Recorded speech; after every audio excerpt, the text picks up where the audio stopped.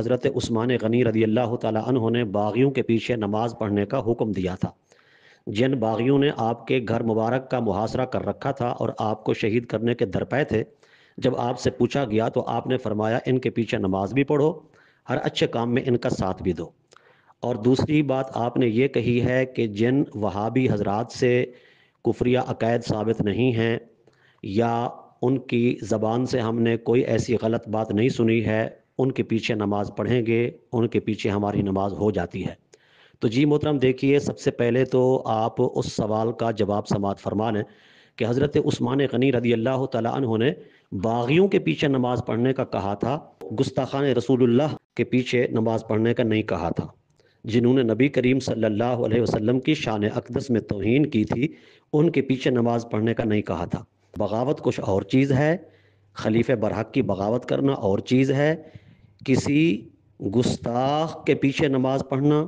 یا نبی کریم صلی اللہ علیہ وسلم کی توہین کرنا، حضور کے قلب اطہر کو اذیت دینا، نازیبا جملے نازیبا کلمات کہنا، پھر ایسے شخص کو امام بنانا، یہ اور چیز ہے۔ یہ دونوں چیزیں مختلف ہیں، آپ نے ملا جلا دیا ہے۔ اور دوسری بات آپ نے یہ کہی کہ جس وہابی کی زبان سے ہم نے غلط جملے یا غلط الفاظ نہیں سنے، اس کو ہم امام بنا سکتے ہیں۔ جہاں تک اس بات کا تعلق ہے، یہ بات بھی آپ کی درست نہیں ہے۔ وہ اس وجہ سے کہ جن وہابی بڑوں سے،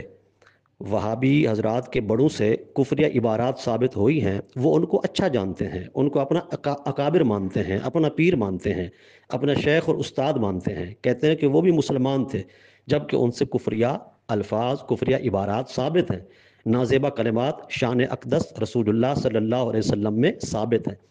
آپ اگر آج ٹرمپ کو مسلمان کہنا شروع کر دیں تو کیا آپ امامت کے قابل رہیں گے؟ جبکہ ہر کسی کو پتہ ہے کہ وہ یہودی ہے۔ یا اسی طرح آپ نیتن یاہو کو مسلمان کہنا شروع کر دیں کہ وہ تو بالکل مسلمان ہے، وہ تو بڑا نیک ہے، تو کیا آپ امامت کے قابل رہیں گے؟ تو جو کسی گستاخ رسول کو نیک کہے، مومن کہے، مسلمان کہے، شیخ، اکابر، استاد، پیر، مرشد، امام مانے، اس کی کفریہ عبارات یا نازیبہ کلمات جو شان اقدس رسول اللہ میں کہے گئے اس طرف توجہ ہی نہ کرے، تو وہ بھی تو ظاہر ہے اسی کے زمرے میں آئے گا نا۔ ٹھیک ہے، کسی برے کو اچھا جاننے والا برا ہی ہوگا، کسی گستاخ کو گستاخ نہ ماننے والا اس کو اچھا ماننے والا گستاخ ہی ہوگا۔ تو حکم تو ایک ہی ہوگا نا، جو حکم اس کے بڑے پر لگے گا وہی حکم اس چھوٹے پر لگے گا، اگرچہ اس چھوٹے نے وہ جملے نہیں بولے، وہ الفاظ نہیں بولے، ٹھیک ہے، وہ گستاخانہ کلمات نہیں کہے، وہ نازیبہ کلمات نہیں کہے، لیکن نازیبہ کلمات کہنے والے کو اچھا جانتا ہے، نازیبہ جملے بولنے والے کو اپنا پیر استاد مانتا ہے، اپنا شیخ مانتا ہے۔